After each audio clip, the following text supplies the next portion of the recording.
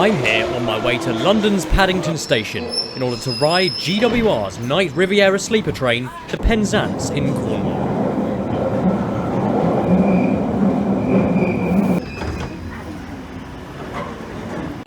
Upon arrival into Paddington, I headed straight to Great Western Railway's first class lounge located on platform 1, which all guests booked into a cabin are allowed to access pre-boarding.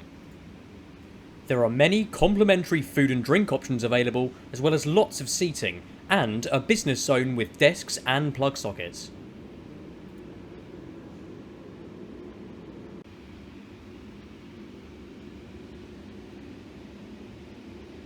There are also large bathroom facilities with a full-size shower. Towels are provided upon asking a member of the lounge staff during your time within the lounge. Around 10:30, the service is announced for boarding, where guests with cabins can check in with the staff and are given their room keycard.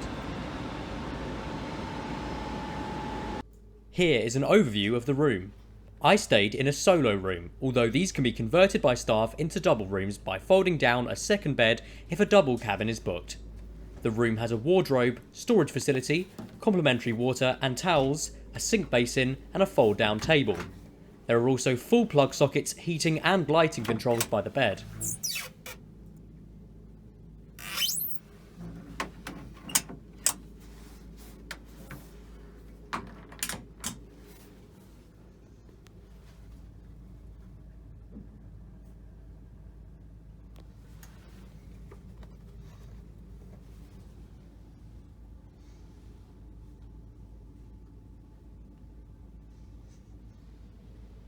A reading lamp is also provided, as well as a staff room service call button.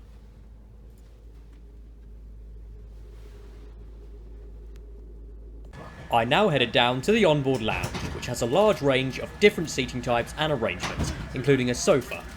There is an onboard bar serving complimentary refreshments to sleeper guests, although alcohol will need to be paid for. The onboard lounge is available to passengers with cabins only, although those who have just paid for a seated ticket are allowed to access to purchase refreshments. My cabin cost a total of £135, including the ticket for a one-way trip to Penzance. This is my third trip in a cabin, although I've travelled twice in the onboard seating area too.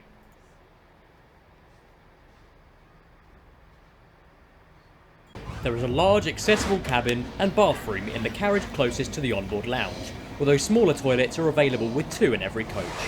Each carriage is assigned its own member of onboard staff, who also arrange breakfast. At this point, I headed back to my cabin for a full night of sleep. At the time of me waking up, the train was near St Austell, and I was served my breakfast to my cabin shortly afterwards. At around 10 to 8, the service pulled into its final destination, Penzance. Now it's time for the final verdict on whether or not travelling in a cabin on board the Riviera sleeper is worth the cost over sitting in the seated area. My answer to this is of course yes. I thoroughly enjoyed my trip on board the sleeper and believe staying in a cabin is worth every penny, taking into consideration comfort, complimentary amenities and of course the staff. Having stayed in both the cabin and the seated area twice each prior to this trip, I can safely say that the cabin is easily worth it, although the seating area is still a good option for budget travellers, as fares can be as low as £25 one way. The service doesn't end there, however. There's also a dedicated sleeper lounge in Penzance, offering shower facilities to those who have travelled in a cabin on board the sleeper. That's it for my trip on board GWR's Riviera sleeper, as I enjoyed the rest of my weekend in Cornwall. I do plan on making a video explaining Cornwall's extensive tourist bus network, so expect that in a future video. In the meantime, see you next time and thank you for watching.